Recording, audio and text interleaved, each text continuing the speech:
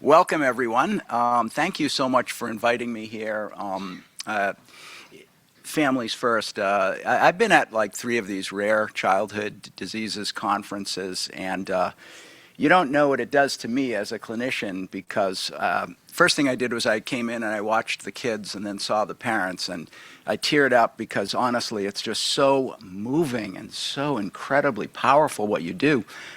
I hope I give you something because I always walk away from this, third time doing this with just delighted and grateful for all of your incredible courage. So thank you so much for having me here.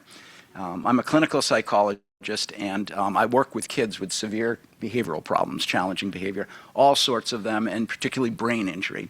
So that's why I was invited. What some parents are struggling with are the emergence of challenging behavior because of brain changes that have happened and are being discovered and are mounting. So I have some theories of it and some ideas of it. It comes from about 13, 14 years with brain injury, and then another 10 years with just a whole range of childhood problem behaviors. So what I'd like to do, 45 minutes, this is crazy, 45 minutes? This is a whole course, but you've got my email there, and after these conferences I get lots of questions, so do that. I'll be here for lunch, ask me questions there. I have a handout. Take them if you want them. If you don't want it, because some people don't care for handouts, don't take it. I've got probably about 25 or 30 of them, so if you don't get one, you can email me as well. So we're going to try to go over all of these things. I'm going to have to do this one. This thing comes off somehow. Yep. So I'm going to go over how we understand these things. We call them neurobehavioral problems, and that means they're not ordinary behavioral problems. They are tied into the neurology. That's very important because when your kid's in school and they start saying he's a problem child, you're going to be, what? Problem neurology. If you don't understand that, we can't talk. We have to start with the neurology as a strong driver of what's going on. In the right educator and the right caregivers, that brings out an awful lot of sympathy when they understand this driver of it. So we have to start from there. What are the interventions that we use? What are the core principles that we apply? How they might transfer to home, and some case examples and applications. And really leading the whole thing is a philosophy of care and intervention. So this is our philosophy that begins with no blame. That's the first part of it. Absolutely no blame. Because it's going to hold everyone back. It's going to hurt the child. It's going to hurt you. It's going to drain energy. We have to start with the no blame. And if you're not getting no blame, you've heard a lot of powerful speakers about advocating, then this is the first one. Stop. I'm not the cause of this, and neither is my child. We have to begin with this. We have to start at that foundation, no blame. If I were consulting on your case to a school, I would have that conversation with their clinician. I would say, we've got to back up a second here, okay? This is a long road. The child is 8, going to have special needs services, maybe till they're 18, maybe 22. We have to build this foundation right now or it's not going to go well. I've had that conversation with many a school and with clinicians. I train interns and postdoctoral fellows in clinical psychology. They do this work in schools, and we start off right away. I call it clinical blaming. It's like their first seminar that I teach. Your child, of course, is not to be blamed. And here's the other one. We can't blame the school either. They may not know what's going on. They may not understand things as you've come to understand them. And then we heard all this wonderful from Blythe about the stressors that you are dealing with as everything is going on. They don't know that either. What a great website for you to be able to point them to now. We just heard that today. The second part is these are complex problems. It's neurology. It's a moving target because the brain is developing, so it's a defunct neurology in a developing brain that has yet to acquire all of its function and then behavioral learning processes. It's that combination that causes these problems. We call them neurobehavioral disorders, special term that we use for challenging behaviors that arise from primarily a neurologic beginning, a neurologic starting point, and then normal childhood stressors, and then problems develop over time. And these are emotional behavioral outbursts or just refusal to do home routines, and it can become very severe in forms of aggression and property destruction. And when they persist, they're very, very harmful about school placements and harmful toward family relations. And of course, in Gould, we have all sorts of the cerebrovascular related injuries. And they can seem small, oh, it's a micro, but that's affecting a developing brain, and we don't know where that functional problem is going to emerge as the child ages. So any of these injuries, though, something is happening in the brain, damaging what is then to become a function over time. Just very quickly, what would it look like? Well, you see here this chart here. The red line to the left is in mommy's belly, okay? So in mommy's belly, look at all this brain change that's going on, these major areas. The major area, the gray matter volume, that's the dark orange. That means all of the space where brain cells are going to localize and have functions. And if you have one of those small, micro infarcts in that area, then what's going to happen to the function that's supposed to be in that area? Or if you have porencephaly and you have a large area of missing gray matter, where's the function that's supposed to be at that area? What's going to happen to it? And then also, we have the orange, the light orange line, that's white matter volume. So what's happening there is, this is where the different areas of the brain are going to connect. And what if the lesion is right over there in one of those white matter tracts, or in and around the white matter tracts, very common. And then what's going to happen is all of the ability of the brain to integrate, to communicate here to there, and the function is going to not develop the way it's supposed to. So that's our first problem, and then and so from the left line there, you see that ascending light orange. Look at all that's going on in 6 years. That's the white matter development, and then you see the MRI, 6 months, 3 months, 1 year, getting whiter and whiter, right? So this is white matter connecting between areas of brain. This is what it's supposed to look like when it's all done, you know? So what's going to happen when in the gray matter there's a lesion, or in the white matter there's a disruption? It means that these functions aren't going to look like they're supposed to. This is what it would look like for a child in a classroom, right? And you see in this PET scan, you see the areas of activation. What's happening is, well, I'm speaking words, and that's happening way up in this little area here. I'm going to produce the spoken words for over here, somewhere up over there, that little top thing. We're going to see the spoken words are being produced, but I'm also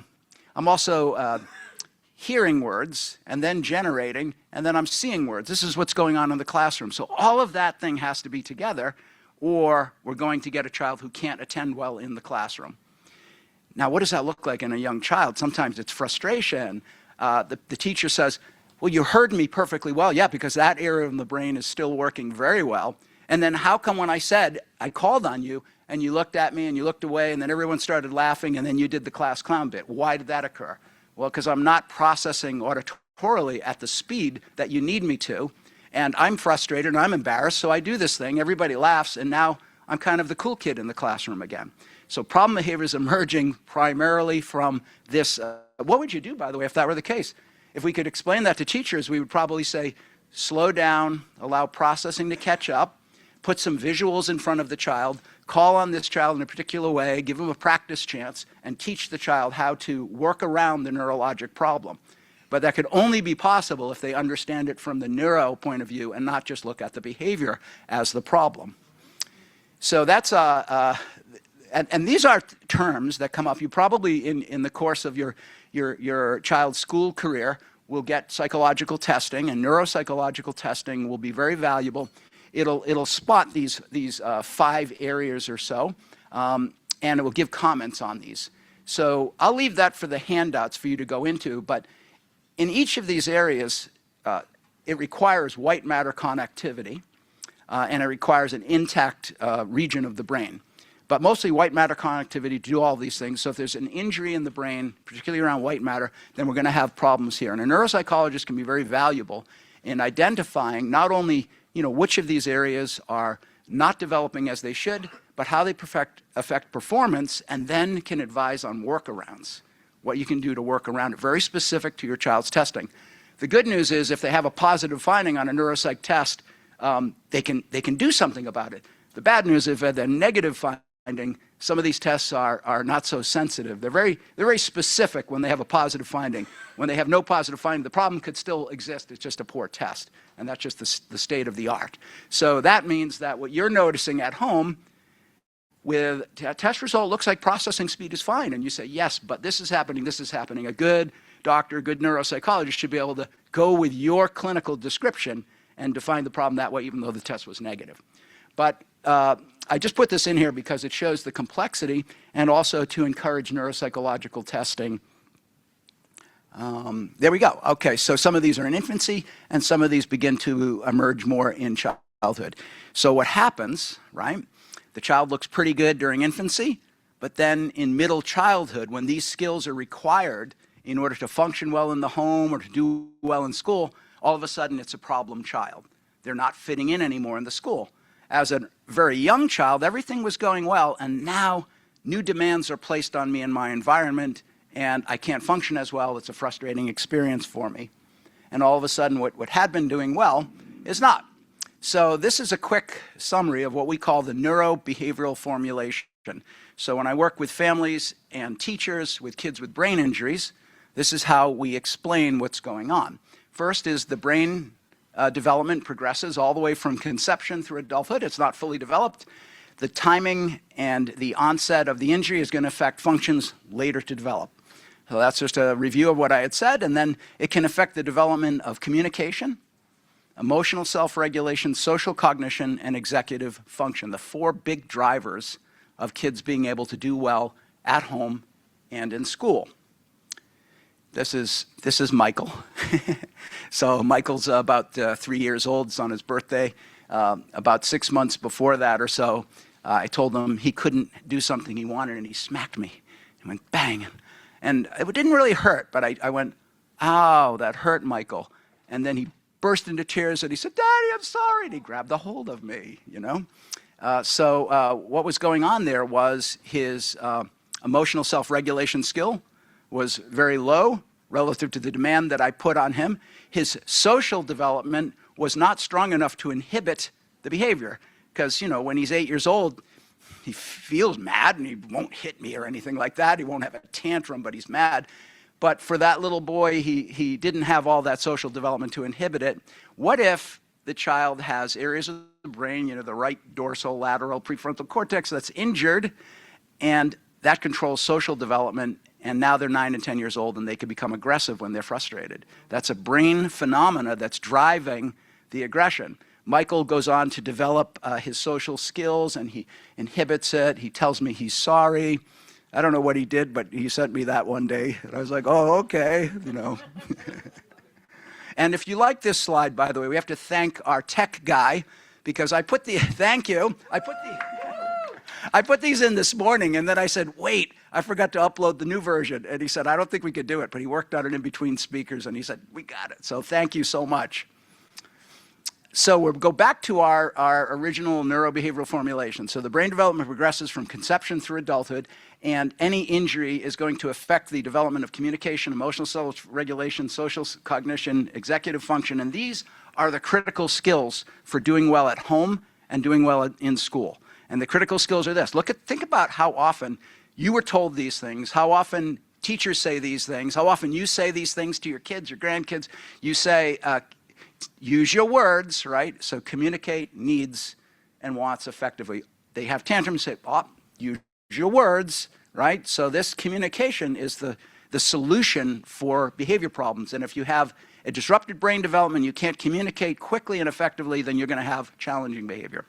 Another one is calm down first. So manage strong emotions distinctly related to brain areas. We tell our kids, use your words, calm down, take a few deep breaths. If you have an injury in the brain that controls the development of that skill, then you're not going to be able to do it.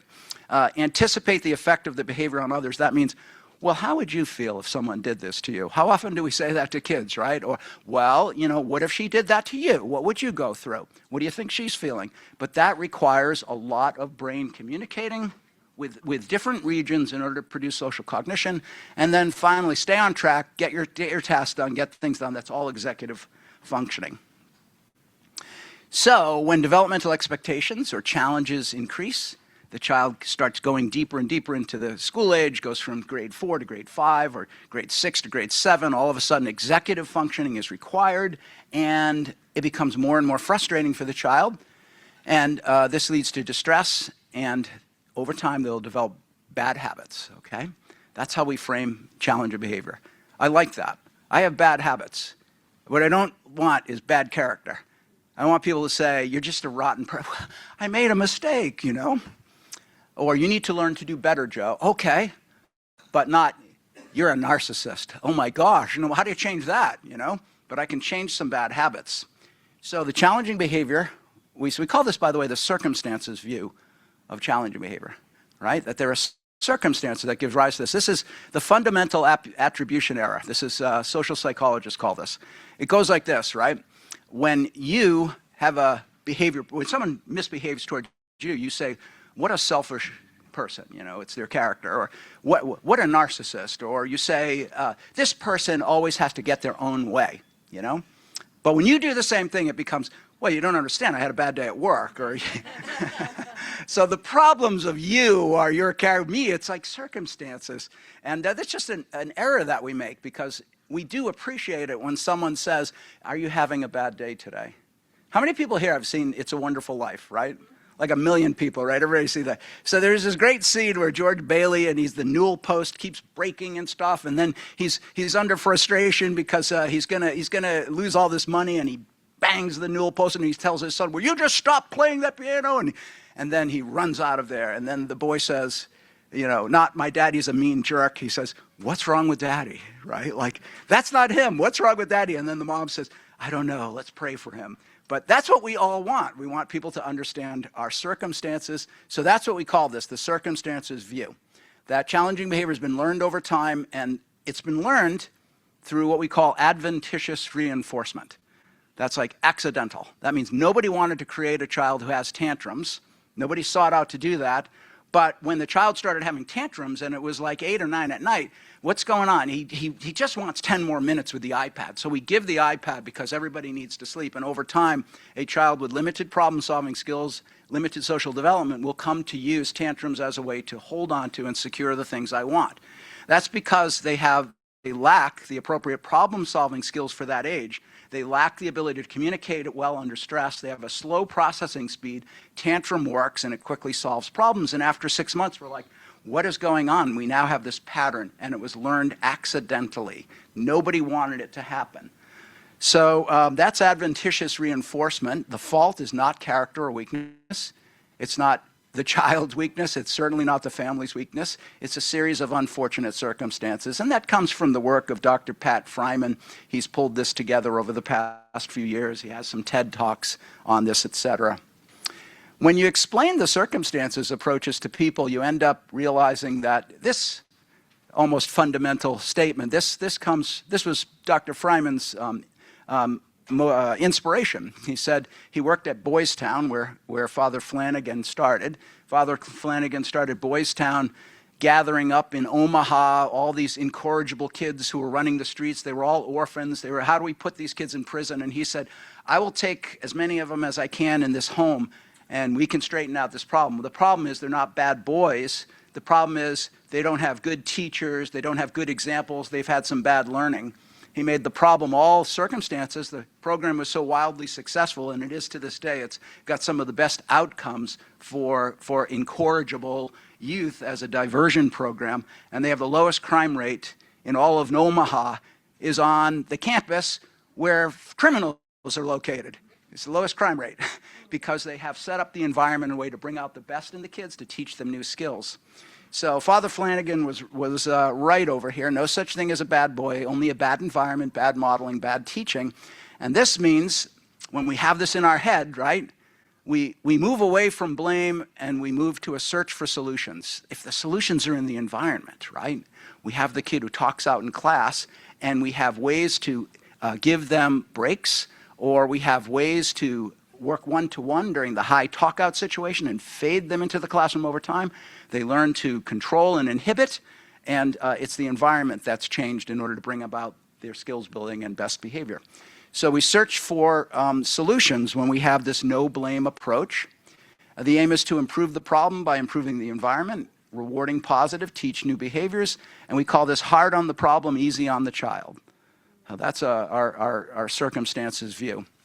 A metaphor for understanding this is, well, Fryman calls it, and we can call it too, is the blue baby. You're like, what? So here's the thing. You're in traffic, and you've done this before, and there's a car in front, and there's this light, you know, and it goes from red to green, and everybody's turning left, and you got about 2 cars through, and then there's one car in the front, they're not turning left, right? So you've all been there, and people are beeping and stuff, and then you notice the lady in the front is on her cell phone, and then she's looking for something in the back seat, and cars are moving around her, and now you're stuck behind her. And so you run over there, and you're going to say, you got to move your car, you know. And when you get there, you discover she's trying to give CPR to her baby, right? And immediately you grab your cell phone, you go, I'll call 911, you do the CPR, right? And you went from angry to a helper in like 10 seconds because you understood the circumstances. That's the value of this neurobehavioral approach. If I can explain the circumstances to teachers and families, it evokes the compassionate response. I want to be a helper now. So that's the real value of this, is to unravel this in a way that now, and I've seen this with teachers. I've seen it on an inpatient unit. Staff are restraining a little girl, and I said, wait, we don't do that with her. Well, you know, okay, I'll take care of this, and I'll just wait and block and wait and et cetera. And I go in the back room, and there's a staff reading her treatment plan, crying. And I said, what happened? And they said, I didn't know she was sexually assaulted. I wouldn't have done that if I'd have known. You're like, wonderful, wonderful. Now you get why we're not putting hands on her, right? All of a sudden went from being angry to a helper because I understood the circumstances. Here's how we address these problems. We use these 3 core principles. The first is to prevent and promote. So can we modify the environment so the problem behaviors are less likely to occur? We remove the things that trigger them. And then can we add the things to bring about a positive? Can we add visuals to the environment, transition warnings? I have a paper, handout that goes over some of these. Can we teach the child new skills for handling their difficult moments, getting all their work done, telling us they need help? And can we add lots of rewards for the things we want to see more of? Sometimes parents, and a lot of times schools, are reluctant to add rewards for what the child should be doing anyway. But if we add the rewards, we strengthen the learning, and we can always remove the rewards over time. I'd rather have my son, who's reluctant to do chores, do 1 and get a reward, and then over time it's now 2, and then over time it's now 3, and then after a month or so, and we're not having struggles, we have chores being done. Take a step back and break it down into small steps. So that's our 3 principles. There's a lot of research on supporting children and adults with brain injuries that involve these very strategies, these teach strategies. So those are our prevent strategies, our prevent and promote. Things like creating structured routines for something daily, giving the child or the adult choice over what they will do next. One intervention we use all the time in schools, and this would work well at home when you have chores to be done, is we line up all of the papers the student's supposed to do in a visual schedule, and they pick the one they want to do. So the thought is, well, but it's math time. Yeah, but he wants to do English arts, and we're getting performance, and that's what we care about. So we add this flexibility, and they choose the order. Well, when do they ever get to do the math when we do it? We'll see. If we can get through an entire day with no outbursts and everything's getting done, is the problem our schedule, or can we now shift it to the child's schedule? And I've done this as well. I said, well, if you do it now, that's great. If you do it when it's math time, you get 2 tokens. I feel it's more important to do it now. Oh, okay. Or, yeah, I'll do English arts, and then I'll do my math later. But it's up to the child's motivation at that moment, and that's how we get people moving forward. So that's our prevent intervention. And then teaching, we directly teach self-management skills to children who have these outbursts. We meet with them quietly, and we say, you know, some of the times you get really frustrated with your teachers, and they go, yeah, because they don't understand. I know. And then when you're frustrated like that, you get so frustrated you just want to hit people. And they go, well, you know, I know, yes, you don't mean to. It gets so frustrating, it's hard. So what if we could come up with a way to help you, right, manage your frustration, do a different thing? Okay, maybe you can get through the frustrating one. We'll meet with them one-to-one, we'll cue it in the classroom, and it could take a few months, but we're unraveling 4 or 5 years of behavioral challenges. So that's our teach intervention. This handout that I gave you, if you didn't get it, you've got my email, so you can just send me an email and I'll send you a new PDF copy of it. But it has in it some of these strategies. talks about, let's see here, use visual schedules, give transition warnings before activities, reduce overwhelming demands into smaller steps. So just plain speak, little reminders. I promise you, if you took any of those little things and went into ChatGPT or something like that and said, give me how would I reduce a demanding situation like chores that my child is protesting into smaller steps and gradually fade it over time? I'll bet they'd be able to come up with some suggestions. I wouldn't suggest that as the only thing you do, but that would give you some good suggestions. Anyway, so those are just some of the strategies that are on my list. I also have one here that I think is important. It says share these, it's the last bullet point, share these helpful messages with schools. And then a couple up there, be careful to avoid sarcasm, excessive arguing, threats, shame-based responses. But I have to say, honestly, as a parent, I've done those. And then the second sentence is then forgive yourself and get back on track. You know, my wife, when my son has the meltdown, says, you're the psychologist, you know, right? And then when I do something like that, she goes, you're the psychologist? You know, so we have to forgive ourselves because it's hard and we're under a lot of stress. And if I let it hang out there for Michael, when I misbehaved as a parent or wasn't as good as I could have been or still learning to be an effective parent and I just let that hang, then that's a problem. But if I go over to him and I say, I shouldn't have said that to you, that was wrong of me and I'm sorry I did that. I have built so much character for my son and he respects me more. So there's nothing wrong with going over and repairing relationship. You got to forgive yourself and then get back on track.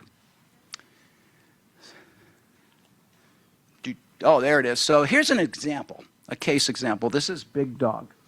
Big Dog is a former Eagle Scout, and then he was doing well, and he had a very severe brain injury when he was 18, and everything kind of tanked. Now, this isn't necessarily like your children, but it's going to apply some of these principles. And his area of injury was in the front part of his brain, which controls inhibiting aggressive responses, and when that area is damaged, people notoriously can become quickly agitated, angry, and aggressive. And so he would have these things around his showering and toileting routines, and his family would fight with him, and they didn't know what to do. And I went and observed once, and you know the dad was trying to redirect him and close the shower curtain when he was squirting him with the hose, and then he tore the shower curtain down and came rushing after us. And he was this big 6-foot something or other guy, and it was like really scary and all, and I could see what the problems they were facing. Now this plan was based on, I know that when someone has a brain injury in the front part of their brain, they can't do these things. They can't do executive functioning. So in order to take a shower, you have to start the task. That's one of the items, right? You have to pay attention. You have to focus on one thing, not the window over there and get out of the shower. You also have to do things in a certain order and sequence. You have to do it quickly, and when you get frustrated, you have to keep calm and you have to complete the task. So those are some areas that would be hard for him. And our intervention was to now make it into a, you want to give me a press here? There we go. So now remember, he used to know how to do this, right? So we wrote down all the steps for taking a shower, and the rule was we would read it to him in advance. We'd have him repeat it out loud. What do you do first? Turn on the water, make sure it's the right temperature. And we'd say, Tommy, Big Dog, by the way, came whenever we present a case, we get permission. And so for Tommy, let's say, I said, come up with a cool name, you know, for yourself. Thomas. I go, I know, but that's kind of your real name. And he goes, Tommy. I said, I know, but that's sort of your real name. And so then he said, Big Dog. So that's how we got to Big Dog. So, and he was a giant guy. So we would tell Big Dog, you know, first step, turn on the water, say turn on the water, good job, make sure it's the right temperature. What are you going to do first? Turn on the water, make sure it's the right temperature, good job, there you go.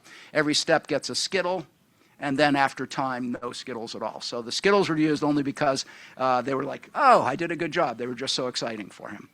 But this was faded within about 2 weeks or so, and the aggression was minimal or ceased, and then he became independent. But it's a rapid improvement, but that's what happens sometimes in these very acquired and then brain injury cases. So, okay, want to hit the button again? Thank you. All right, so you see what's going on here for Tommy?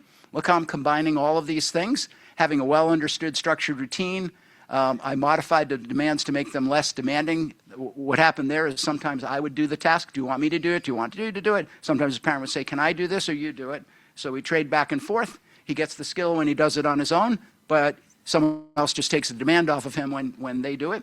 And then we added visuals or vocal cues. We posted a little sign. We reviewed it verbally, and then he got rewards for completing the task. So that's a way that you pull all of those things together. Here's another example. This is Ariel. Ariel's mom was a school psychologist, okay? So Ariel's mom was a school psychologist, and she was having a real trouble with the staff and was, arguing, and you're not doing this, and how come you came home from school with some other kid's socks? You can't keep track of my kid's socks. How do I trust you? And then she argued with the psychiatrist who was trying to come up with medicine. The psychiatrist said, I'm not going to see her anymore. I don't have time for this. So we agreed, let's meet with Ariel's mom and find out from her what's going on. And she's stressed out, and she's saying, my son is 19, 18, and he still bites himself, and he hits himself, and he's bruised up. It's never going to end, and I don't know what I'm going to do, and I can't take care of him if this continues. So she's under a lot of stress is what's going on. So I went through the whole assessment with her, and I gave her the neurobehavioral formulation, and she said, this is a psychologist. She said, tearfully, you mean I didn't cause this? And I was like, no. No, absolutely. Let's go through this again. So that was the beginning of working with Ariel's mom and helping everybody start to calm down. His problem that we were dealing with was this school transition. He would engage in these stall tactics or delays, and this was done in our school. He lived across the street from the school. So it would take him 52 minutes or so to go the distance across the street, which is like 100 feet or something, because he'd stop, he'd do this, he'd be in the backyard, he'd come out in the front, he'd go back upstairs. So obviously, and if you interrupted it, he could get very aggressive. We watched in the morning his routine. He would use the computer until transition staff arrived. He wouldn't get off the computer. He sometimes was not dressed. He would escalate when we said, let's get you dressed because the bus is over there, or the staff are over here, we have to go across the street, and there was no reward for getting to school. So the behavioral challenges gave him more time on computer, and he avoided school. So here's our secret here to create an environment where success is more likely. So the first step was to create a different activity to do in the morning. I like coloring and I like puzzles, so no computer. That was a little hard transition, but we got through it, and then here's what you can do. So he gravitated towards using other things, and then also we created a visual morning routine. I'll show you what that looks like. A reward for getting to school became the computer, and then a special snack. So this is what it looks like. This is literally what was in front of him in the morning. So staff would come over and say, hey, we're getting ready for, we got funding to get over there early in the morning. So we're going to now get you up and ready in the morning. The first step is eat breakfast, and then for each one of those, we would take that off, and all done, all the way through the sequence, and then my check mark. I bring my little report card to school with the check mark, and then I get the computer, and if I come on my goal time, then I get the donut. So if the donut's not important to me, I don't care. I got the computer, I made it. But when I rush myself and I really feel like a donut, so you put that in plans when we work with the kids to allow for some flexibility. Rushing and prompting is hard. I had bad night's sleep. I didn't know that. I have a headache today. I didn't know that. So it's going to be hard for me. So I don't care about the donut. I'm just, okay, no problem. You get to school, you get your computer. So this is the progress over time. So, 20 minutes or so isn't so bad, but he got to super 14 minutes or so after a while. So when you get down to this little, at the end there, 18 to 14 minutes, well, of course, he's doing great. He's fine. He's perfectly normal. What else do we have here? Great. So here are the important principles. Radical behavior change takes time and a structured approach. But it can happen, for sure. It can definitely happen. So we have a kid who's got 50 minutes of school avoidance, sometimes 2 hours, sometimes less than that. But we break it down into what's the environment, how do we change it? and then just persist with the intervention over time. So that was our first principle here. Again, this is more severe maybe than some of your situations, but the principles are exactly the same. Multiple components, we prevented and we promoted, we taught him transitioning, we gave him rewards for transitioning. Change occurs steadily but not right away, and ups and downs are common. Look at the ups and downs that were going on his baseline, how he could have like 2 hours or almost nothing to run across the street. So when he has the almost nothing, people go, well, you see, he does it when he wants to. And you're like, well, yeah, so don't I. But to really do this all the time requires the development of a skill and new habits. So yeah, you can do it some of the time, but he has to do it all. We call that acquisition. It's sort of like, teaching the alphabet, and your child gets 18 of them, and then the day before that they had 12, and then the next day they do 21, and then the day after that it's 19. And it's like, why isn't it always going up? Because I'm acquiring, and eventually I get to solid responding when I've acquired it. So ups and downs, and when I work with parents, I tell them that we expect good days, bad days, but slow, steady progress over time, and it takes longer than you think.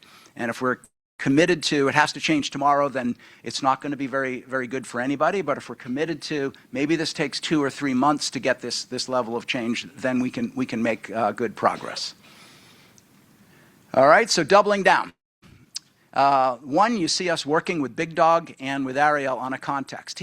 Both of them had other problems. So you break it down by context. I've had families say, okay, we get all the fighting and arguing, and it happens in the morning routine. We get the fighting and arguing when he comes home from school. We get the fighting and arguing around chores. And then we say, well, which one, if we could work on first, would be better? Because if we're going to eliminate fighting and arguing forever all across the day, that's a hard thing. But a good morning routine, I think we could work on that, and then we build from there. So in both of these cases, we break it down to a context of concern. What would give us the biggest bang for the buck? I've worked with parents who said, oh, he's doing this in the morning, but he does that, but we get around it. But man, if he could just get in and out of the car and be good during a restaurant, we could all go out to eat. So, all right, that's the one we're going to work on. It liberates my family. We feel better. So you start with contexts. That's the first thing. And then you use a structured approach to get more of what you want to see. We're not eliminating problem behavior. We're helping Ariel transition.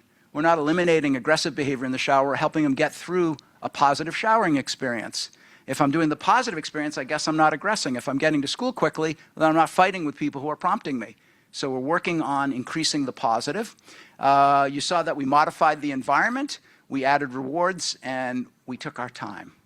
We were patient and took our time. So those are the principles that you see happening there. We also took data. Okay, or at least if you don't take data, you have in your head that it's going to be small gains over time, small wins that build up. This is Wonder Boy. So again, we asked the kid, you've done really well, can we share your work at a conference? And he goes, yes. And we said, and his parents say yes. And then we say, well, what should we call you? Kids come up with cool names. Wonder Boy. So this is what he wanted to be known as. Wonder Boy was 12 years old with autism. He was very verbal, but he was also very, very defiant and oppositional, and he had a trauma history when he was prompted to do schoolwork and things like that, or people interrupted what he wanted to do. He would bang his head. He could destroy the classroom, or he'd touch teachers sexually. All of these things function to say, I'm not doing work today. And they become more and more severe when people block and try to make him do the work. Well, then I'll touch you sexually and then try to make me do work then. And so obviously these things get shaped over time. He's a very, very good boy. He has super high verbal ability, so it always appeared like he's doing this on purpose. He also his teachers would talk negatively about him because they were frustrated about the whole thing, of course. So what we did with Wonder Boy was we collaborated with him, and this is another thing to be doing at home. We sat down and talked to him about, we know that it's hard for you in school. What can we do to help it, make it easier? I don't want to do the work. I know, but everybody comes to school to do the work. So is there a little bit that you could do? Is there a way we could do the work that would be better for you? So we collaborated on a plan. We talked to him about, some kids get little rewards for the schoolwork. We call it a prize box plan. I don't know if you want to do something. Well, what's in the prize box? Good idea. Yeah, what would be in your prize box? So it takes a little bit of time, but if we can get on the same page, we are already miles ahead. We're no longer fighting with behavior. He's interested in doing really well now because he gets all sorts of rewards. So here's what we do. We also do this analysis. We say, well, the school demands lead to aggression, property destruction, and then he escapes from work. That's pretty obvious. But we ask the question, well, what should he be doing instead? And what he should be doing is saying, I need a break right now. That would be great. Okay. It's okay to take a break, but he'll take breaks forever, right? So then we also set up a schedule and he can earn little prizes. So that's a great strategy for kids. We don't force the issue. We say, if you want a break, that's fine, and I want my prize. Well, then just do the work. I don't want to do the work. That's fine. Breaks are fine. And most of our, I would say, nearly all of our kids move towards the side of earning rewards. And if they don't, then we probably have not picked the right rewards, right? So we capture the kids' motivation. And notice also that this is what I described. We developed the plan together. We talked about rewards. We talked about positive behaviors. And we also talked about things to work on improving. So we're upfront about that. There are other ways to handle it when you're frustrated. You could ask for help. There are other ways to handle it when you're frustrated. You could take a break. So I'll just skip ahead. So obviously the data is pretty good. That's why we present them at conferences. If they were lousy, they wouldn't make it here. It's being reviewed for publication. They don't publish the non-results. So we take our best work, though, and we put it out there. And so you can see what's happening is we eliminated all physical restraint with him. We collaborated on a plan together. We added the visuals, and we taught him to request break or help. And then he got points for completing his work. And it took a while. You know, you're talking like every one of these is a school day. So from, day 50 or so to about day 80, so 30. So 6 weeks to get to a string of zeros, and then a bad day, and then a whole string of zeros. So it takes time, but slow improvement over time. He used to do this thing where he would say to his teachers when he was having an outburst, well, you're fat and you smell and your breath was terrible this morning. So, and he'd hurt people's feelings, because some of those things, these might have been people who had some pounds on them, but they would feel bad about it. But then when he made his progress, he would say, no, you're not. You're good. I like you. So he'd sort of correct himself because relationship mattered to him, but he had some bad habits. He had some bad habits. He was frustrated and he was learning instead to repair his relationships. This is Tommy. How much time do I have? Oh, 5 more minutes. All right. So I'm going to skip Tommy and go to the big ending here. I have a book that describes a lot of these token plans and stuff. And Kasdan does a really good job with coaching the parent on how do you begin with identifying rewards with your kid, starting small, making small steps over time. So it's a really good parent resource. I've taken this book and I've cut chapters out of it and handed it to staff and said, read up on this. This is the philosophy behind what we're doing. I've recommended it to behavior analysts. Said, you should be working more like this because then the parents have a resource instead of just relying on you. Work from the book. Give them something they can turn to outside of you. And so I use this all the time. I find it extremely valuable. I've used it with my own son. We all go through our times when it's really hard. So we set up a behavior plan for Michael. You're the psychologist, you figure it out. So here, a quick review of what we've been talking about. So the focus is on reinforcing skills. The problem is viewed as teaching the positive behavior. Our aim is to avoid blaming and work on solutions. We talked about making the environment more positive for the child, more likely to evoke positive behaviors. And then also we talked about being patient over time. We talked about being hard on the problem, but easy on the child. No blame, you're the solution. And you have some beautiful kids because I saw them at the start of this. So thank you so much for inviting me here. And if you have any questions at all, and we probably don't have time, I'm available at lunch. So feel free to come by and reach out to me anytime. Thank you.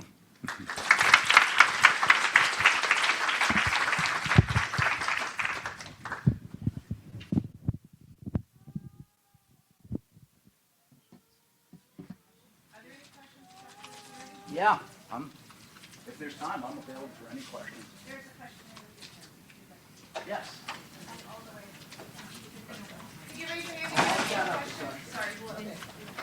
So people can hear you on the. Oh, gotcha. Thank you. Okay, so, all right, so what's the question? Oh, there you go.